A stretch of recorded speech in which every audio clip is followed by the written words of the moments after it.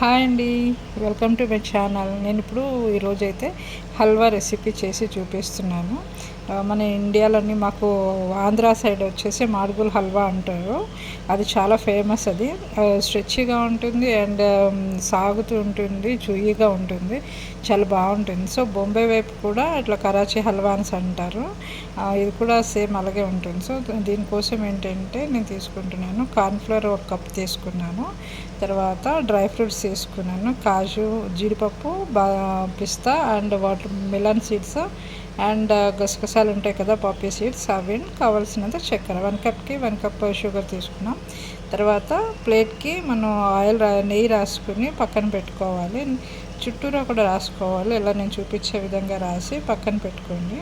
పక్కన పెట్టుకున్న తర్వాత ఇప్పుడు మనం కార్న్ఫ్లోర్ తీసుకుని ఒక పెద్ద బౌల్ తీసుకుని దాంట్లోకి కార్న్ఫ్లోర్ వేసుకుని కావలసినంత వాటర్ వేసుకుని, అంటే నేను 1 కప్ తీసుకున్నాను కదా, 2 కప్స్ ఆఫ్ వాటర్ లాగా వేసుకుని కలుపుకొని పక్కన పెట్టుకోవాలి. ఉండలు లేకుండా తిప్పుతూ కలపండి. కలిపితే ఉండలు లేకుండా ఉంటుంది.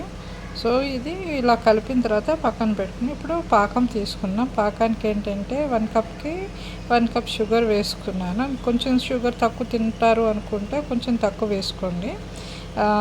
సో ఇది తిప్పుతూ ఉండండి. తర్వాత ఇట్లాగా తీగపాకం వచ్చి తర్వాత వచ్చినంత వరకు తిప్పుతూనే ఉండండి. తీగపాకం వచ్చి కొంచెం ఉదరపడుతుంది, చూసారా? గట్టి పాకం కాదు, తీగపాకం కాదు, మధ్యస్థంగా వచ్చిన తర్వాత కొంచెం లెమన్ జ్యూస్ వేయండి.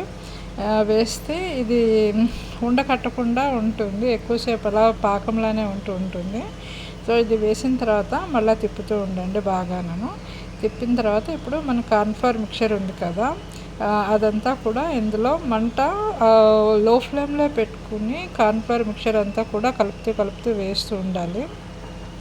ఇలా వేసిన తర్వాత మనం అసలు ఆగకుండా ఉండాలండి, అలా తిప్పుతూనే ఉండాలి దగ్గర పడేంత వరకు కూడా. సో చూసారా, ఉండలు కడుతూ ఉంటుంది కదా, అలా లో ఫ్లేమ్లో పెట్టుకుని అట్లీస్ట్ 5 మినిట్స్ అలా తిప్పుతుంటే చూసారా ఎంత షైనీగా రెడీ అయ్యిందో. చూసారా, బాగా వచ్చింది కదా. ఇలా షైనీగా అయిన తర్వాత దీనికి మనకి గ్రాడ్యువల్గా 1-2 స్పూన్స్ అలాగా నెయ్యి వేస్తూనే తిప్పుతూ ఉండాలండి, అడగంటకుండా ఉంటుంది కదా. సో ఈ టైంలోనే మనం కలర్ వేసుకోవాలి, ఫుడ్ కలర్ మీ ఇష్టము. నేనైతే orange food colour, red food colour వేసాను. సో తర్వాత డ్రై ఫ్రూట్స్ వేసేసి బాగా తిప్పుతూనే ఉండాలి. ఈ ఆగకుండా తిప్పుతూనే ఉండాలండి, అంటే మూకుడికి అంటుకుంటూ ఉంటుంది కదా. ఈ లోపల డ్రై ఫ్రూట్స్ తర్వాత పాపీ సీడ్స్ అన్నీ వేసేసి నెయ్యి పై తేలుతూ ఉంటుంది కదా, తేలినప్పుడు ఏంటంటే మనం తీసేసి ప్లేట్లోకి సర్వ్ చేసేస్తే సరిపోతుంది.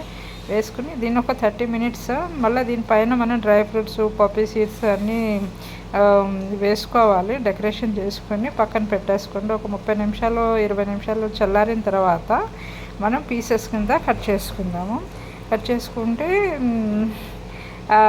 చాలా బాగా వచ్చింది. కాకపోతే చూయిగా తర్వాత ఇలా సాగినట్టుగా అయితే రాలేదు. మడుగుల హల్వా అయితే బాగా సాగుతూ ఉంటుందండి.